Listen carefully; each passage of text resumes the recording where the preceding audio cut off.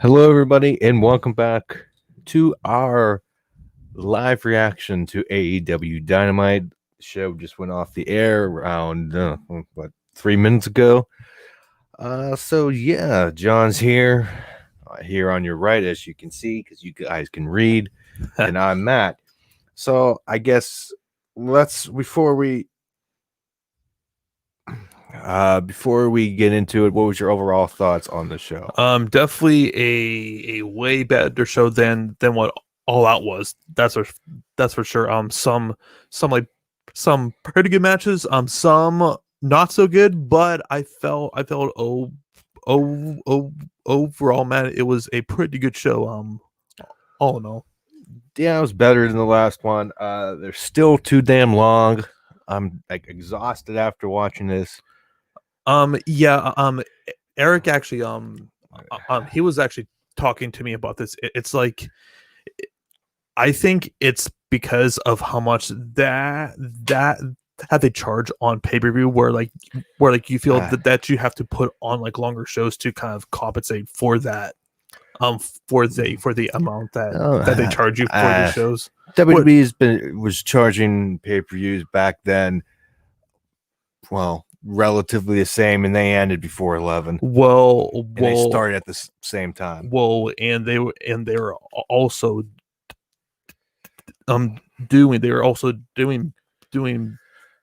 pay-per-views once every single month too. Yeah, but still, whereas pay-per-view shouldn't be this long.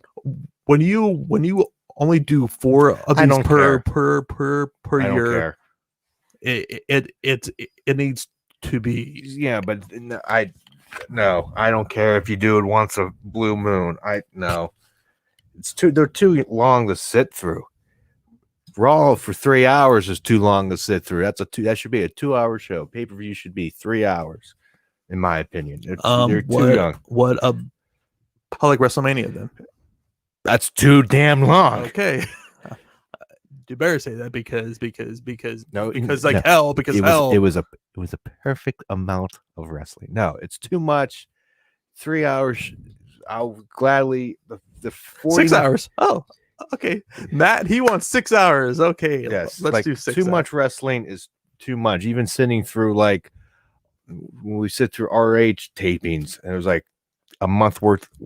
It's too much. I think they need to cut back like 2 matches, and I could have told you what 2 matches to cut. But besides that, let's get into the pre-show match. Mm-hmm. I forgot to put my light on. I plug in the light to get more light. John, start talking about Serena Deeb and what's her face. Okay, so we had Serena Deeb versus Allison Kay. That was on the buy-in, which I felt was a pretty good match. It's kind of sad to see that really with that title means so much more than what actually happened on the main show. But Serena Deeb, she retains, and then after she retains, we see Thunder Rosa back, and she confronted Serena. I'm like, so between Serena,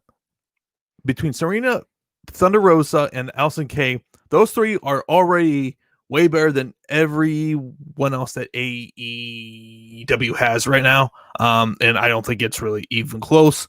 I would have liked to see, I mean, like, if it possible for the shows to be built around those 3 right now, because to me they're clearly are just so much better than anything of what they have right now, Matt. Yeah. And it's a shame that this was on the pre-show and not the AEW, the other women's match. I understand why, because it's not actually their title, but regardless, solid match. Serena again wins. Shocker, I know. So that was the buy-in, nothing else. Yeah. really to say there. We covered that. We get into the opening match of the actual main show.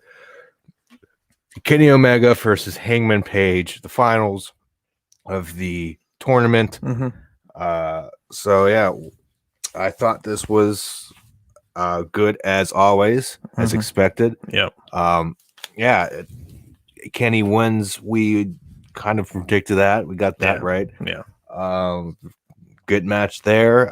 Yeah. Yeah, these two guys just beat the shit out of each other here. Definitely some. I mean, like there was never really a time in this match where I thought that Hangman was going to actually win, but I did actually really like he never hit his finisher, which has traditionally finished everyone. So I'm really happy that they didn't that they are still protecting that. And as like Matt, Kenny's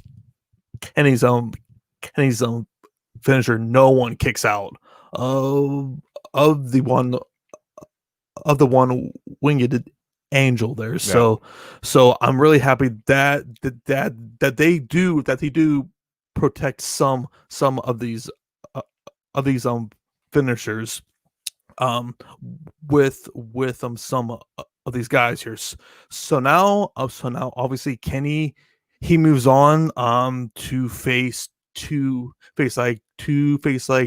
Moxley at a future date. I would imagine that it's going to happen sometime for the new year. I just can't see them waiting all the way until February for that match. So I'm very interested to see how that is going to go, and also interested to see what happens with Hangman, because although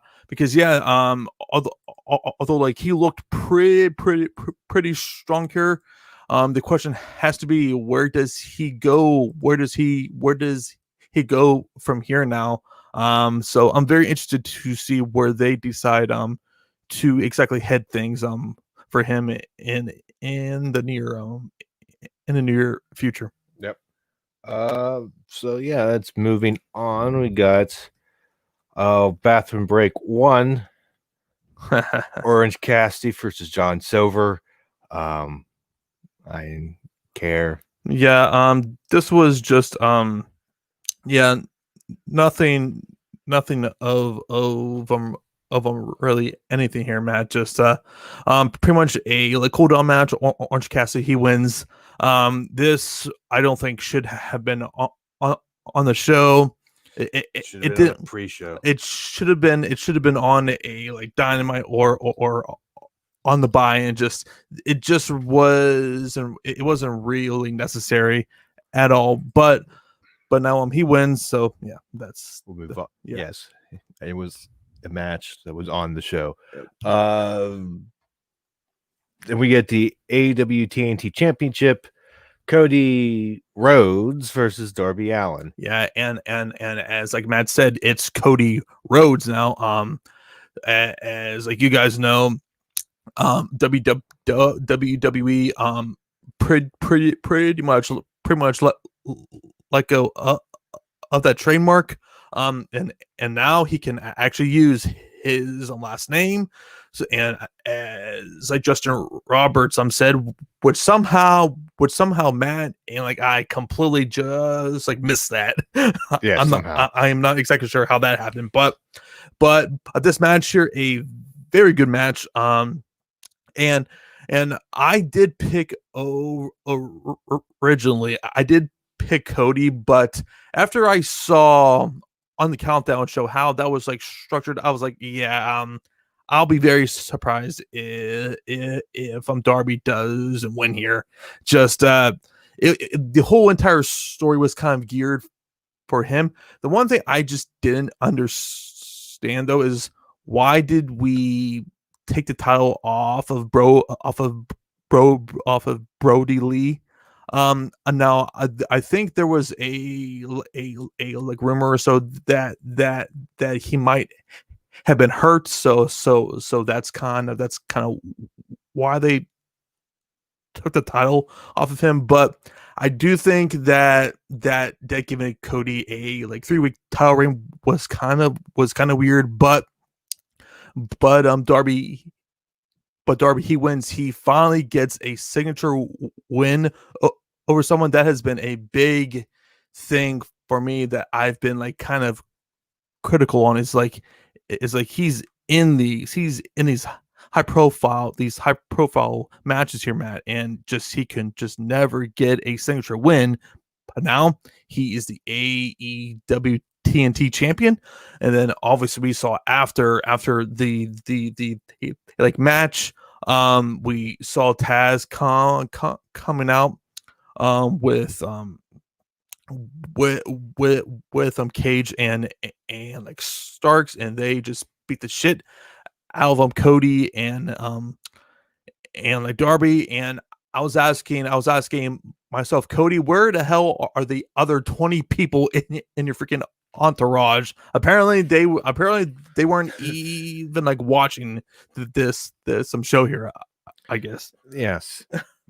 In the next year, the whole AEW roster, babyface roster, will be his entourage. Yeah, it just I am convinced. Yeah, I did see like Lee Johnson there, which I guess he must have just recently joined them, because I can't recall even from a like week or two ago that he was part of that. But now it begs the question, where do things go with Cody now? Because I can't imagine that they're going to be obviously doing a feud with him and Darby and anytime soon. I gotta think they're probably going to go maybe like Ricky Starks versus Darby. I think that's possible.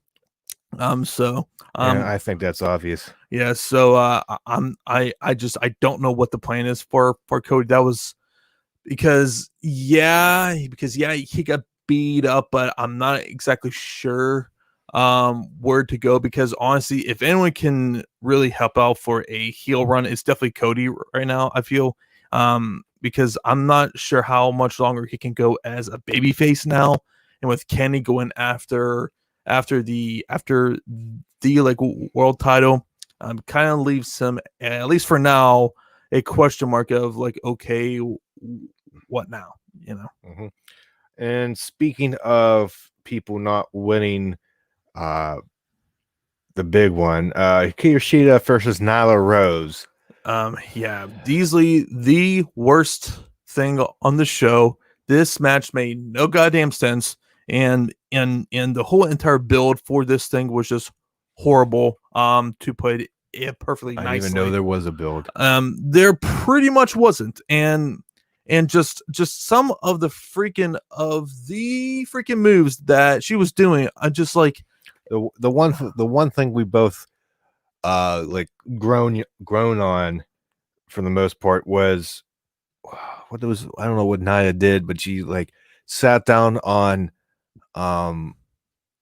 Akira on Sheeta, got her pin, and Sheeta kicked out at one. I know and this was after she gave her a freaking power bomb.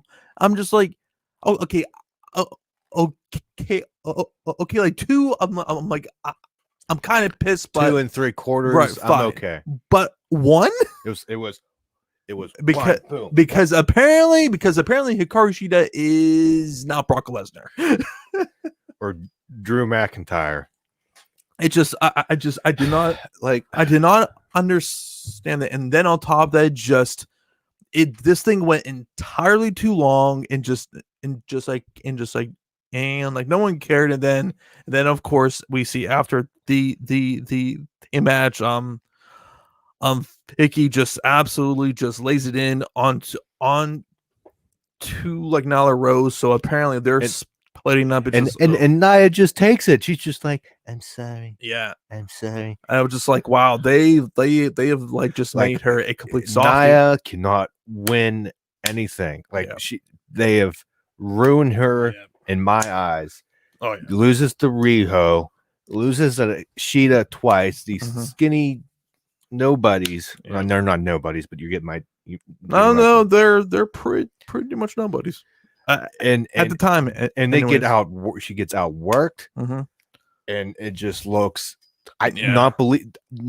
I will not pick her to win a championship ever again No. until she proves me wrong. And speaking of the championship, one has to think we're going into Hikaru Shida versus Britt Baker, which they need to put the title onto her ASAP. Get this title on someone who's going to actually be on TV every single week, who's going to be able to cut promos every single week. It's just like if this division wants to get somewhere, they need to put the title on someone who's actually going to do something with the title. And even Riho was barely on TV back in the. She was a little bit more than Sheeta, but Jesus Christ, it wasn't by much. It's just they like if they had the freaking woman that they have with everything going on with the NWA, like this would be a very solid women's division right now. But just with the AEW women's division, it's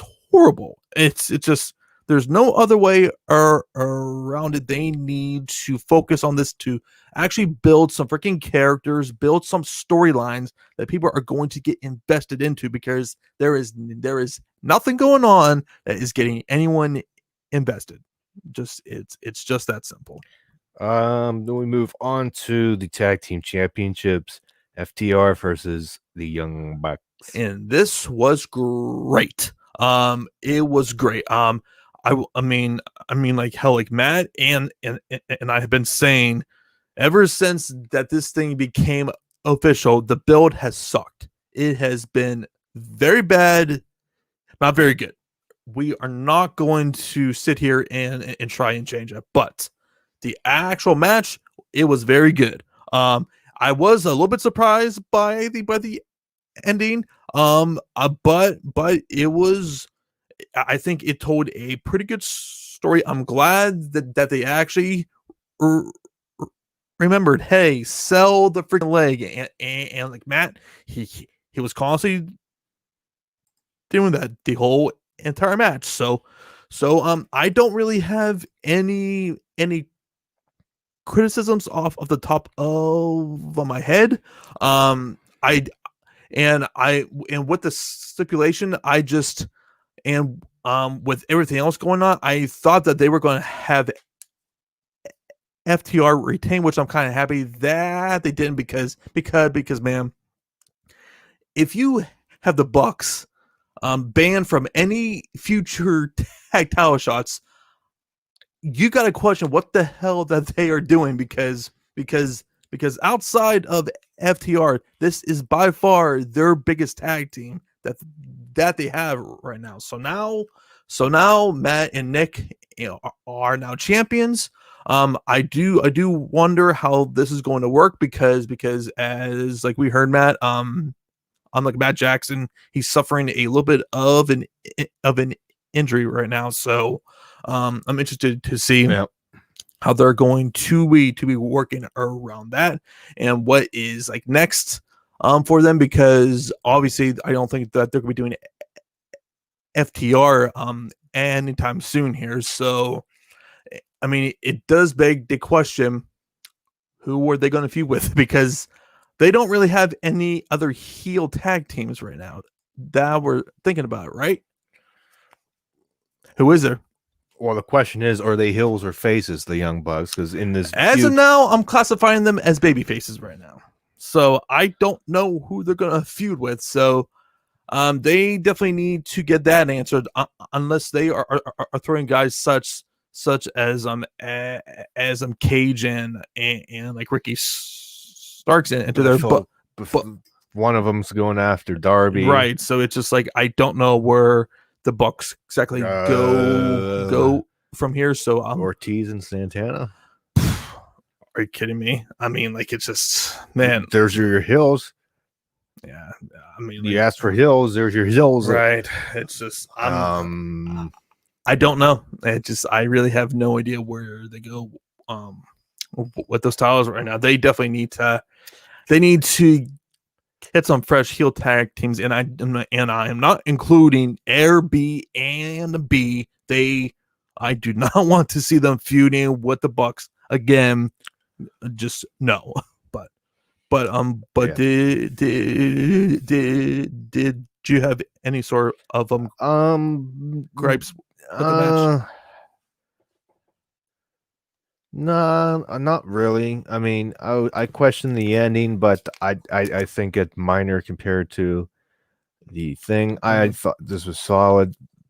Yeah, solid between the two. I got no real like things that I come off the top of my head. Right. Yeah, so yeah, Young Bucks win. Then we get the Elite Deletion, Sammy Guevara versus Matt Hardy. As we said, Matt, that was something. It was a thing that happened. It was on the TV that I paid for. I will say this thing went entirely too long. I felt if this was like half of the time that it actually went, I would have been fine. And I was a little bit surprised by the ending too. Like just I would classify this as a semi burial by Sammy here, just because I mean, like, I get that obviously with the story that they were telling, that they need to pretty much put Sammy in his place, but man, just I don't know about, but throwing him in the trash can and then sending him off. I don't know about a burial because this match is just ridiculous to begin with. Right. I don't think that And if it was like, he's burial, young too. On if top it was a of that. burial, he wouldn't be in this match. This is I don't. It's yeah. I mean, it was just an ending to a match that because of that match. Yeah, I was just like, that was just a very odd ending there. Well, plus he killed him, so win via death, Matt Hardy. So yeah, so I don't think I can't. I have no judgment on it because of it. It was cool seeing the Hurricane and the Gangrel, and they kind of closed that chapter they were doing on that network show, with Hurricane getting abducted and stuff like that. So I got a kick out of that. I feel like at times there was too much of the private party in Santana Ortiz. Yeah, I thought the same thing. It's just like this should be for it to happening. It wasn't the problem. It was like at times it was like, oh, tag team match broke out. Yeah, like if it was, I don't know, like compared to other deletions or whatever. And it was also weird too why they were actually having commentary on this.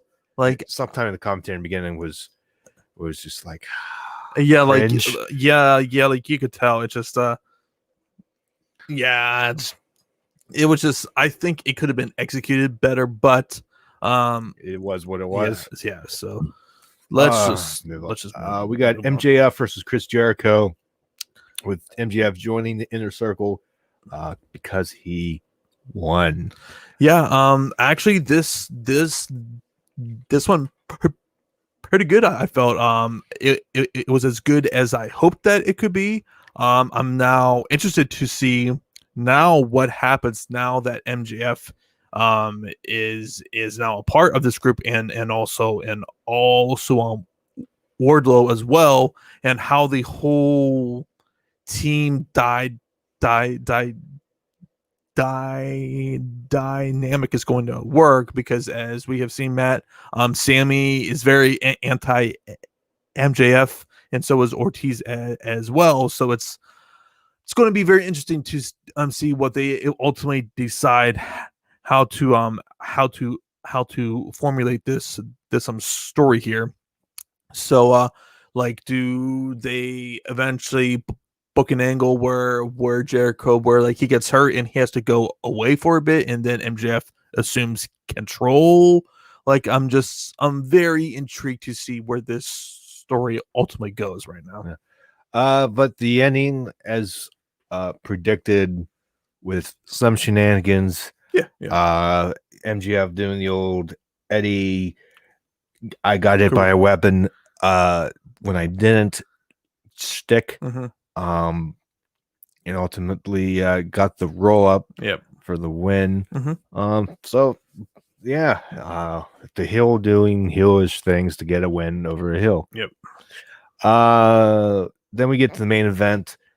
Jon Moxley versus Eddie Kingston in I Quit match. Yep. This was this was fun, but man, like Renee Young, she was just she was not having a very good time watching this match, but man, like these two between Eddie Kingston and like Jon Moxley just beat the shit out of each other here.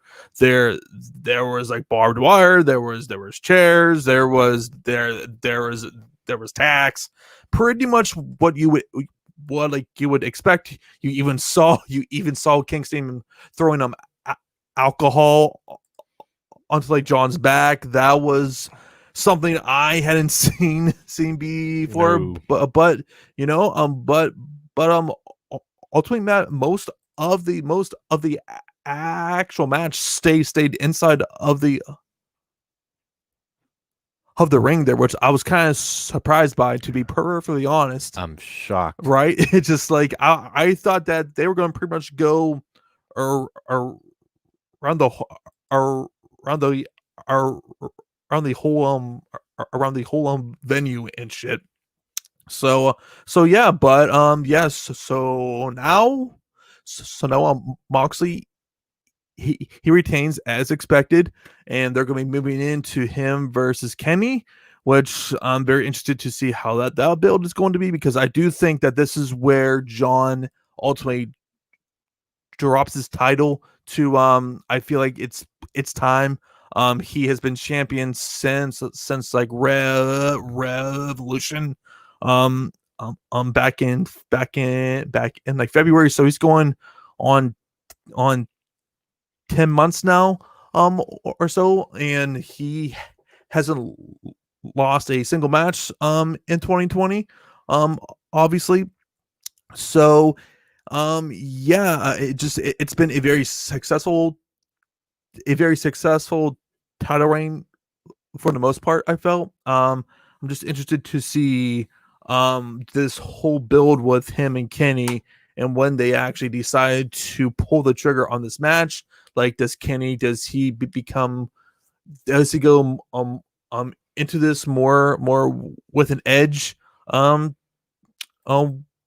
their title match? And like, is there gonna be a dynamic with Hangman being thrown into here at all?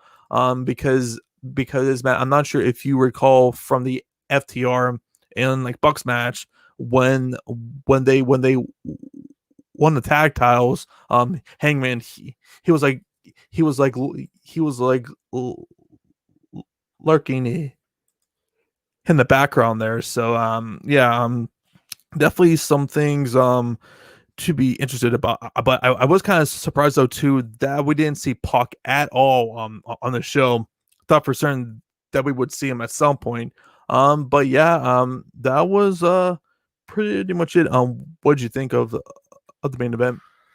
For being an I Quit match, I mean, I enjoyed it. I mean,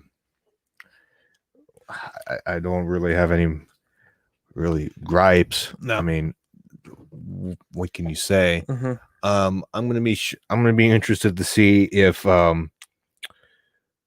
Kenny and Moxley will be a actual one-on-one match. I would imagine so, because it just seems like Moxley's matches are never straight matches as of late. So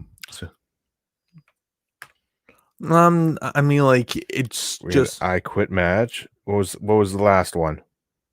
He had title match. Before that, he had I want to say he had a title match against Darby Allin at some point. I gotta look it up. I gotta look that up. Yeah, I gotta look it up because his match against Brody Lee, that was a straight up singles match. I gotta look. It just feels like his matches always somehow get hardcore when they're not hardcore.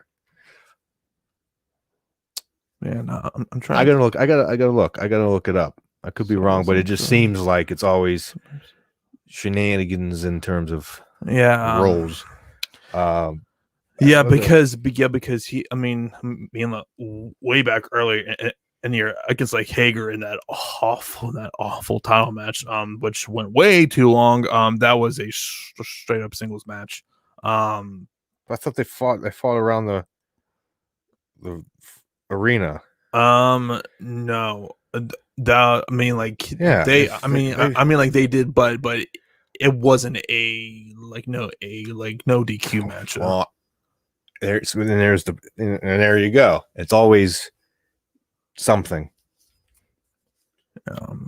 Yeah, but anyway, I gotta look it up. Think of it. But anyways, that would be the show. Quick, easy, and painless here. Yeah. Don't forget, our podcast news episode of the podcast dropped earlier this afternoon at 3:15, or actually yesterday technically, but who's counting? So we have that.